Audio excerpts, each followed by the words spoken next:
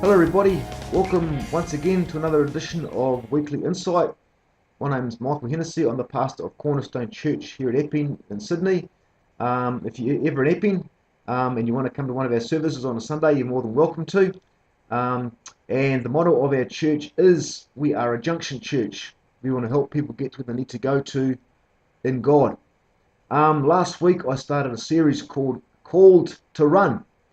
And I wanted to talk about three different internal challenges. I'll get that right. Three different internal challenges that we all face as we play out that call given by God to us to run the race that He's called us to run. And the first challenge I want to talk to you today is the challenge of isolation. And isolation is a very, very real challenge internally that we all face. We're running the race that God has called us to run. You know, it says, David says in Psalms, he said the following.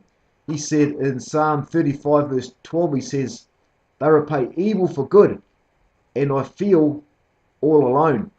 You know, David obviously, he wrote that psalm when he was running from Saul, when he felt isolated, when he felt alone, when he felt that nothing was working out for him, but that was part of the run, of the race that God had planned for him at that particular time. Isolation, unfortunately, characterizes the race that God has called you and me to run. And I remember when I was a missionary in Estonia, I remember the first couple of years, I couldn't speak the language, didn't know the culture, didn't really have any close friends or anything like that. I remember at times I just felt really, really just isolated.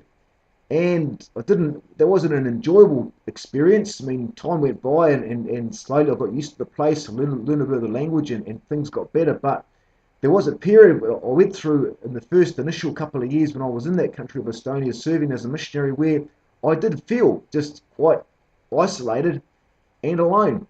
Unfortunately, it's part and parcel of running the race. I mean, maybe if you're at work and you make a stand for God at your workplace, you might feel yourself being shut out of conversations. And it happens. Unfortunately, you know, anyone who runs the race for God, isolation is a part of the race. But the good news is that whenever you feel isolated as a believer, as you're running a race, there is a solution. And the solution is found in the words of any Western movie that's been produced or made in Hollywood. The words are, we've got you surrounded.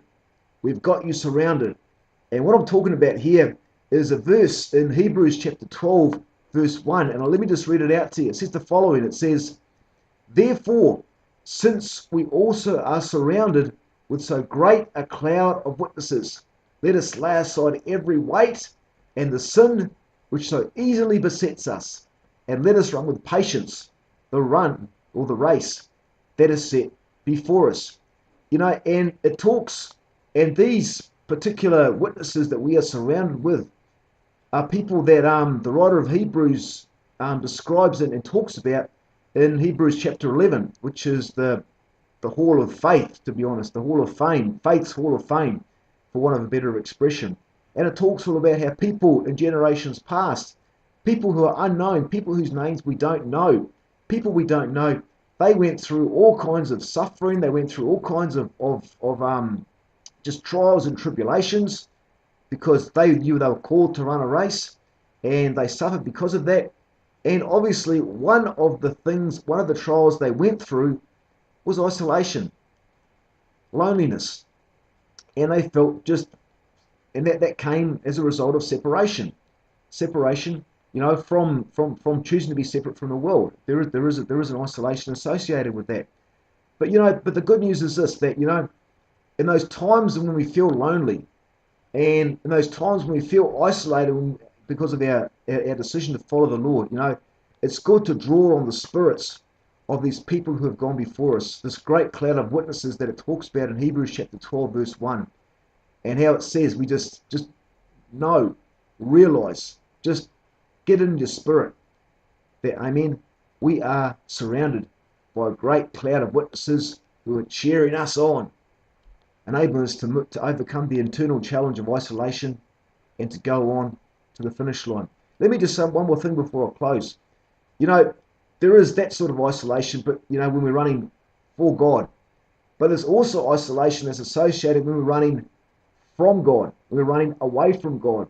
I spoke about David and the internal challenge that he faced when he saw a half-naked woman bathing on a roof, and he chose to ignore the warning signs, and he got in trouble because he failed the internal challenge that was put in front of him.